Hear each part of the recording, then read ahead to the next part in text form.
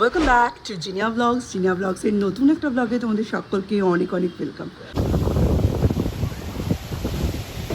এখানে আমরা রাজুর কাছ থেকে মাল নিচ্ছি, আর এই দেখো ঝুঁটি বানিয়ে দিয়েছে। তোকে কি গুঁড়ো ধুলো পড়ছে বাবা? ঠিক আছে, ভুল আছে। ওয়েটটা তুমি যখন তুললে তখনই তো বলছিল যে না হালকা। আজকের দিনটা ভীষণ স্পেশাল, কারণ আজকে সৌর্যের প্রথম parent teacher meet at saint Leeds. School থেকে আমাদের ইউজুয়ালি একটা প্লাস্টিক কভার ফাইল নিয়ে যেতে বলেছিল, বাট যেহেতু সৌর্যর কাছে এখন ডকুমেন্ট হিসাবে ওর ফিস স্লিপটা রয়েছে, আর কিছু নেই, তো আমি ফিস স্লিপ এর মধ্যে নিয়ে নিয়েছি, আর তার সাথে নিয়ে নিয়েছি ওর ডায়েরিটা আর পেনটা। যদি কিছু নোট করার মতো থাকে, 13-14 বছরের যা এক্সপিরিয়েন্স, তাতে তো নোট করার মতো অনেক কিছুই থাকার কথা, এবং সেগুলো আমার জেনে যাওয়ার কথা। কিন্তু যদি নতুন কিছু রুলস অ্যান্ড রেগুলেশন অ্যাড হয়ে থাকে, তো সেগুলো এর মধ্যে নোট করে আনার জন্যই এটা নেওয়া হয়েছে। আর এই যে মিস্টার বিশ্বাস এখন গাড়ি টাড়ি বের করছেন, আমাকে উনি পৌঁছে দিয়ে তারপর অফিস যাবেন। আজকে আর টিফিন দিতে পারিনি, আজকে ওই খাওয়া দাওয়া করে ও বেরোবে, তারপর ফেরার সময় তো একবারে ফিরতে হবে। ব্যাগটা আমাকে পড়তে হবে, ভেরি ব্যাড। আমার কাঁধে ধরিয়ে দিয়েছে ব্যাগ, কারণ ও বাইক চালাবে। আমি ব্যাগটা আর ফোল্ডারটা নিয়ে বসবো, দাও ফোল্ডারটা নিয়ে নিচে বসবো, তারপর গিয়ে উনি তো চলে যাবেন, তখন আমি চলে আসবো। তবে সৌম্য পড়তে গেছে, সৌম্য এর মধ্যেই বাড়িতে আসবে, এসে তারপর কথা হচ্ছে। টাটা।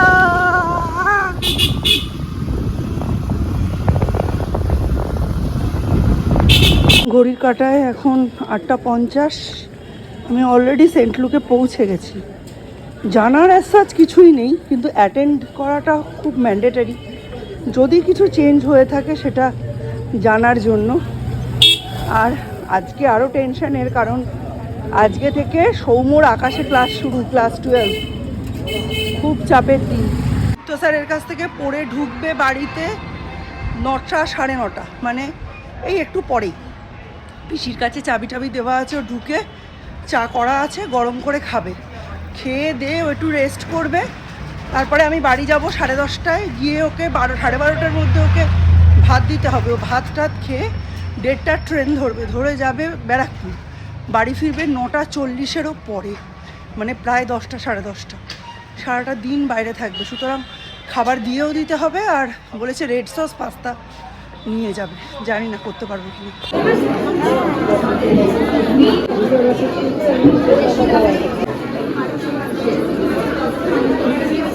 কমপ্লিট হয়ে গেল মিটিংয়ে যা বললো মোটামুটি আমার জানা সবই। তবে এবারে নতুন অনেক কিছু হয়েছে, যেটা এখানে বলা যাবে না, আমি পরে বলবো তোমাদের বাড়িতে গিয়ে। পুরোটা অনেক কিছু চেঞ্জ হয়েছে, আসলে 13-14 বছরে চেঞ্জ হবে, এটাই স্বাভাবিক। রোদ্দুর, বাপরে বাপ।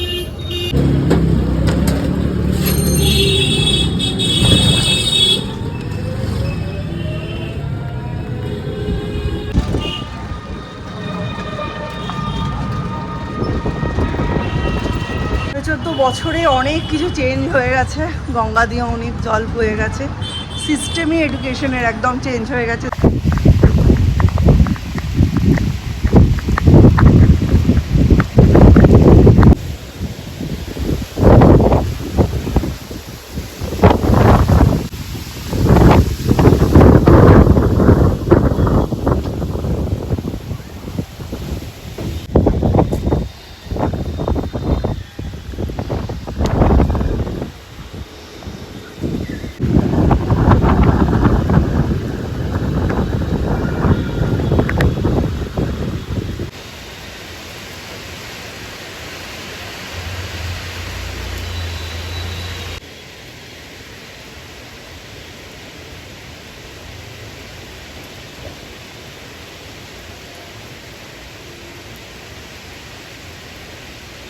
কালকে অসম্ভব বৃষ্টি হয়েছে, দুপুর 3টের পর থেকে সব জামা কাপড় তুলে নিয়েছিলাম।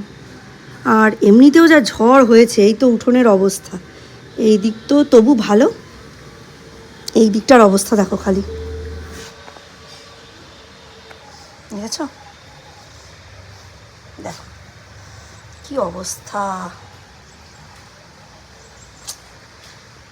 আর এখন আবার মেঘ করেছে, আবার জামা কাপড়গুলো তুলতে হবে। এগুলো কালকে কিছুটা শুকিয়েছে, আজ সকালে রোদ দেখে দিয়েছিলাম, আজকে আবার গেল মেঘ করে। নেই ভাই, অত ফ্যান চালিয়ে শুকাতে পারবো না। আধা শুকনো জানো, ওই ড্রায়ারে শুকিয়ে নিয়েছি মেশিনের, তা সত্ত্বেও ওই বাকি 20%ও এখন বাইরে শুকোচ্ছে না। এই হচ্ছে আকাশের অবস্থা। এরকম একটা ওয়েদারে ইচ্ছে করে কোনো কাজ করব না, বাড়িতে বসে থাকবো, অলসভাবে বসে মোবাইলটা স্ক্রল করে যাব। তাতে মোবাইলের চার্জ কমবে না, হালকা হালকা জগজিৎ সিংয়ের গজল চলবে, বাড়িতে কেউ কোনো কাজের জন্য তাড়া দেবে না। যদি এমন একটা দিন হতো তাহলে তো হয়েই যেত। তবে আজকে আমি বিশেষ কোনো কাজ করছিও না। রোজ রোজ তাড়াহুড়ো ভাল লাগে না বাবা। এখানে আমরা রাজুর কাছ থেকে মাল নিচ্ছি, আর এই দেখো ঝুঁটি বানিয়ে দিয়েছে কেটে। আমি ভাবছি এই এত বড় গাছটাকে কাটবে কি করে। ওদের অবশ্য টেকনিক আছে, বাপরে বাপ। আর এই দেখো এরা কি সুন্দর নারকেল গাছটা কেটে দিল।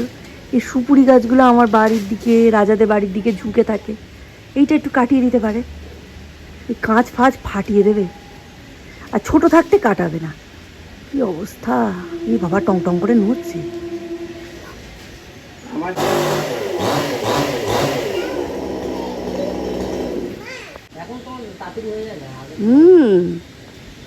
আগে তো সেই বাড়ি মেরে মেরে কাটতো, এটা তো ইলেকট্রিক কাটার।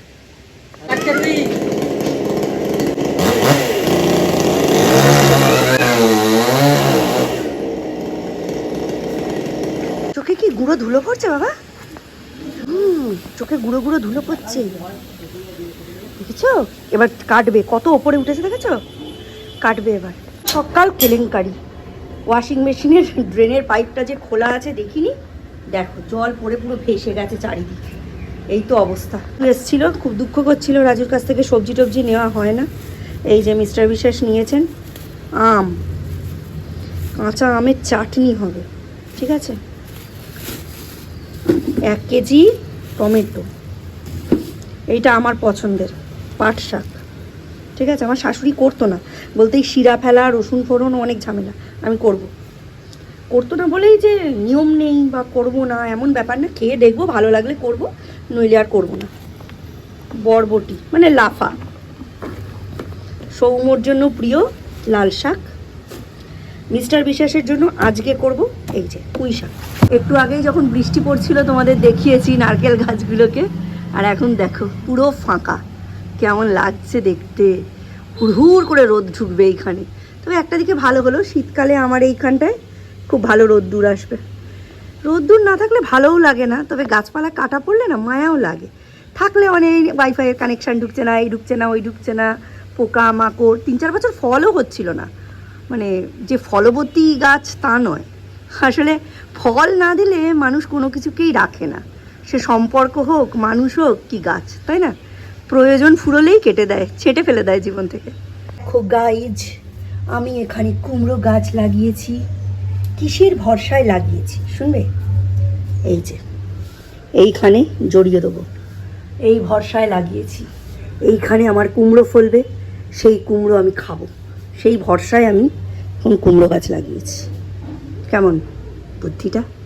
মানি প্ল্যান্ট দিয়ে টাকা তো হলো না, বরঞ্চ এই কুমড়ো গাছ লাগালে যদি একটা কুমড়ো খেতে পাই, এইখান থেকে ইঁটগুলো পরিষ্কার করে লাউ আর কুমড়ো ওর দানা এখানে দিয়ে দেবো, ব্যাস। 1 টাকা খেলে 2 টাকা সঞ্চয় করতে হয়। আমি পালং শাক খেয়েছি, মানে খাবো, কাটতে বসেছি। এই যে গোড়াগুলোকে 30 ডিগ্রি অ্যাঙ্গেল করে কেটে নিয়েছি। এই মোটা ডাঁটাগুলো এমনিও দিতে গেলে না প্রেসারে দিয়ে একটা সিটি মেরে তারপর দিতে হবে, তো ওর থেকে ভালো এই ডাঁটা কেটে দিয়েছি, এই 30 ডিগ্রি অ্যাঙ্গেল করে এইখানটা পুঁতে দেবো। পালং শাকও গাছের খাবো। আর সার ছাড়া তো, মানে চাষের হবে না তো, ডাঁটাগুলো এতটা নরম হবে যে প্রেসারে দিতে হবে। নেই রাবিশ ফেলে ফেলে কাজের সময় এখানটা নষ্ট করেছি। নইলে সৌর্যকে 6 মাস থেকে আমি এইখানে তৈরি হওয়া, দেখো কি সব, এই আমার খুরপিটা দেখেছো, ফর্ক, এইখানের শাকসবজি খাইয়েই সৌর্যর কনস্টিপেশন ঠিক করে দেব, মানে হয়নি ওর, ওদের দিইনি আমি। এইখানে এই যে এগুলো এরকম করে একটু ওপরে নিচ করে নিলে, এখানে অনেক হলুদ আছে, হলুদ গাছটাকে তো মেরেই ফেললো, ফেলে দাঁড়াও তো দেখি হলুদ পাওয়া যায় কিনা, কাঁচা হলুদ। এই দেখো, এটা নষ্ট হয়ে গেছে। যাই হোক, এই যে একটু ভুসরো ভুসরো করে দিলাম। ঠিক আছে, এবার পুঁতে দেবো। এখানে অনেক কিছু গাছপালা করা যায়। এখন না ভয় লাগে হার্নিয়াটা অপারেশনের পর থেকে চাপ দিয়ে কোনো কিছু করতে। 4 বার কেটেছে পেট, এরপরেও যদি আবার কাটার ব্যবস্থা করি এটা আমরা হবে না। তো মা, এখানটা ডেলা যাবেই না নিচে, এইবার ঢুকবে।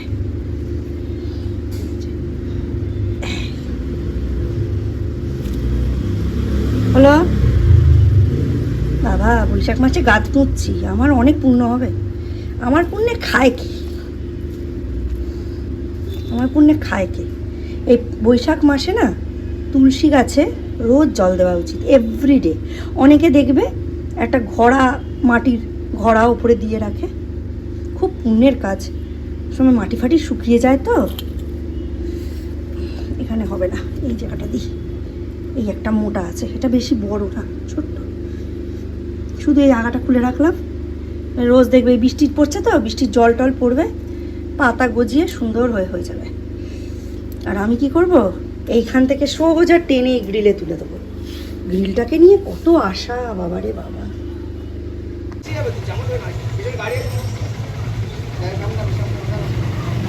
দেখে সৌর্য, রবিবারের টিফিন পরোটা তরকারি আর মিষ্টি। অবস্থা দেখুন খালি, দেখেছেন? এই এখন অবস্থা। পাট শাক ছাড়ানোর পরেই এত বেঁচেছে। এইগুলোকে রেখেছি, ওই যে আমি সুন্দরবন বানাচ্ছি সেখানে ছড়াবো। এইগুলো সব সৌর্য রোদে দিয়ে আসবে, পাকা কুমড়ো তো, একটু রোদে দিয়ে না রাখলে টেকাতে পারবো না। এইগুলো সব ওই আলাদা আলাদা মেশ ব্যাগে ঢুকবে। এখানে পুঁই শাক কাটা, এইটাকে বেছে বুছে, শাকটা, লাল শাকটা এখানে, ডাঁটাগুলো এখানে রেখেছি। আর লাউ খানিকটা কেটে রেখেছি, এটা ডালে দেবো। আর একটু লাউ মনে হয় লাগবে, দেখলেই তো কত ছোট একটা লাউ নিয়েছে। এই যে এইটুকু বাকি আছে, এটা পুরোটা দিয়ে দিলেও আবার ডালে বেশি হবে, আবার যদি অর্ধেকটা দিই তাও কম হবে। দেখি অর্ধেকটাই দিই, কম হলে একটু কমই হোক। এই যে পাট শাক বেছে রেখেছি, আর এইখানে সব সবজিগুলো কেটে কুটে রেখেছি। এগুলো যেহেতু ধুতেই হবে, তো এরকম করে রাখা, একটা থালায় তুলে তারপরে, মানে এখান দিয়ে না কারোর যাতায়াতের অবস্থা নেই, আমি এখন যেরমভাবে রেখেছি।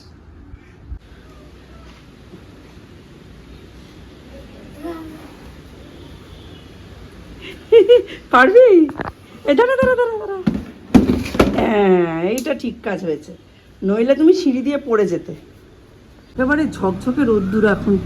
এই যেদিকে রোদ্দুর ছিল, এই নারকেল গাছটা এইখানটায় ছিল, এইটা আড়াল হয়েছিল, এইটা এখন একদম পুরো রোদের তেতে পুড়ে যাবে। শাক পাতা রাখলে আর ভাজা করতে হবে না, এমনি ভাজা হয়ে যাবে। জামা কাপড়গুলো মেলে দিই, সকাল অনেক জামা কাপড় কেচেছি। ঠিক আছে, ভুল আছে।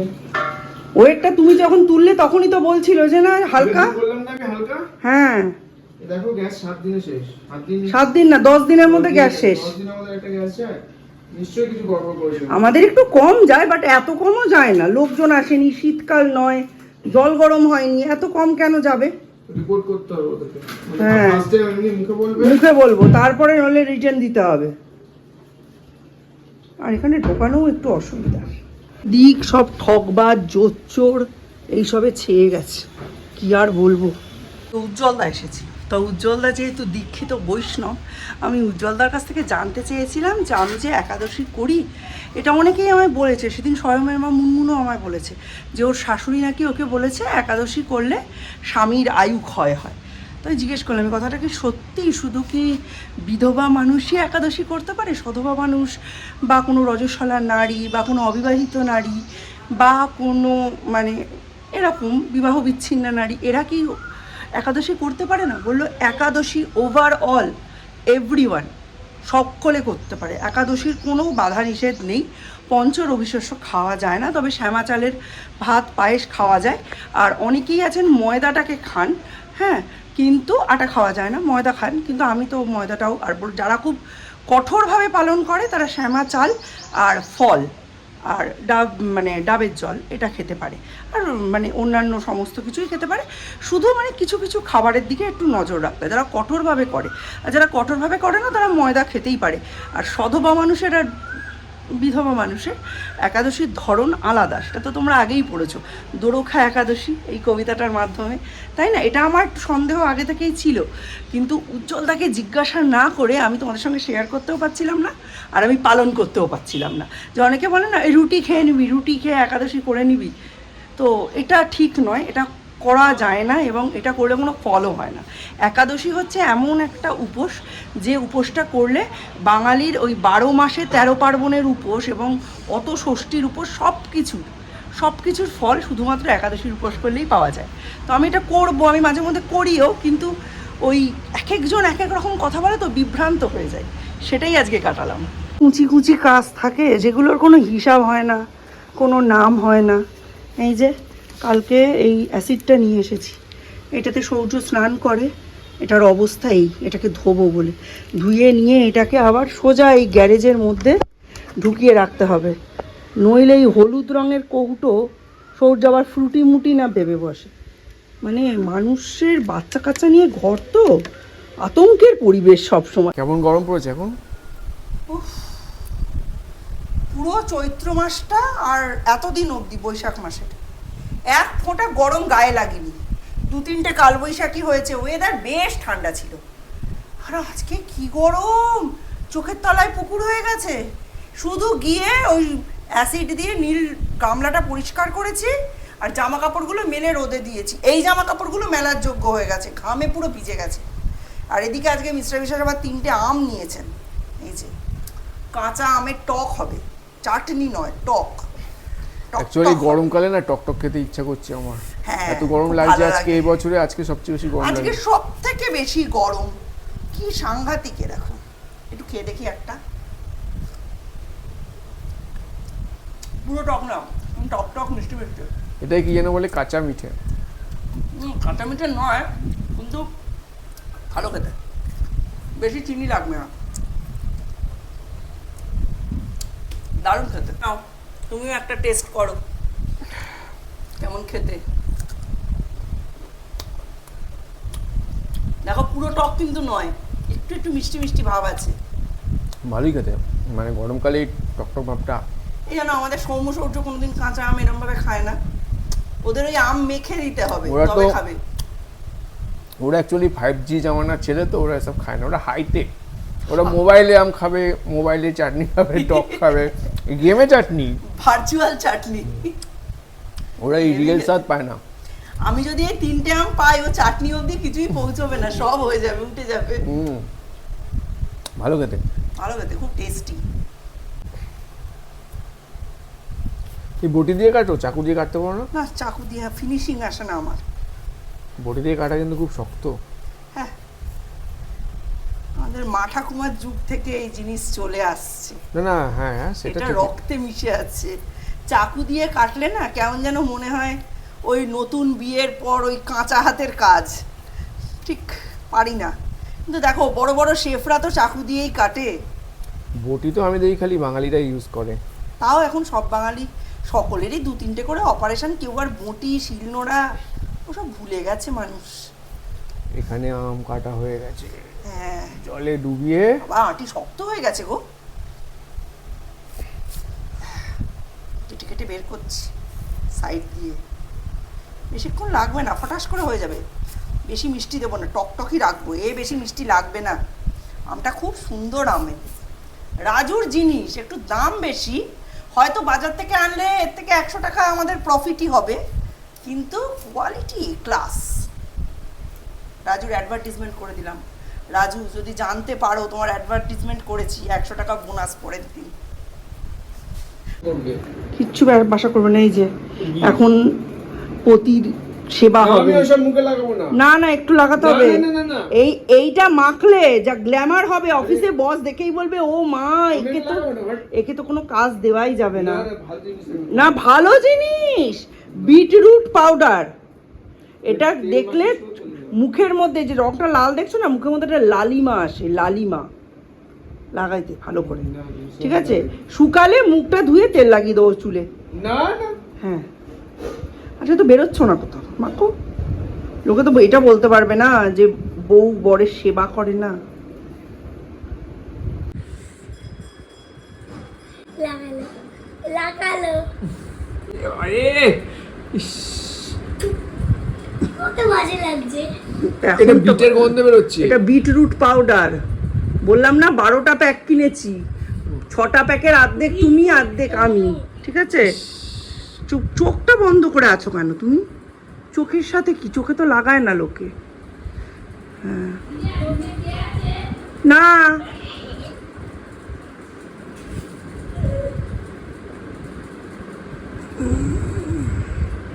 ভালো হয়েছে, আর একটু বাকি আছে। ভাল লাগছে বাবা, গ্ল্যামারটা এখন থেকেই বেড়ে গেছে মনে হচ্ছে।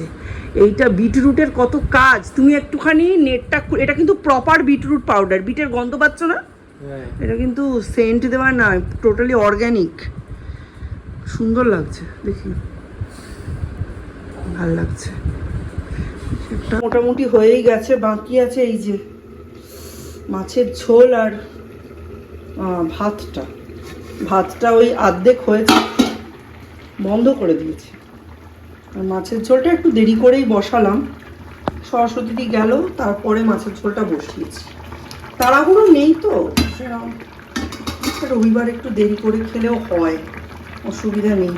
সর্ষে পোস্ত বাটাটা এখনো দিইনি, ঝোলটা আরও কমে একদম গা মাখা মাখা হয়ে আসবে, জাস্ট সর্ষে পোস্ত বাটাটা দিয়েই নামিয়ে নেবো। এই যে আজকে যেটা হয়েছে মেন জিনিস সেটা হচ্ছে এই যে লাউ দিয়ে মুগের ডাল, আমের চাটনি, আর এই যে এখানে হয়েছে পুঁই শাকের চচ্চড়ি, দারুণ সুন্দর হয়েছে। ধুয়ে টুয়ে রেখেছে ওই ভিনিগার দিয়ে। Check the mic and make sure it sound right, boys. Simple menu আছে।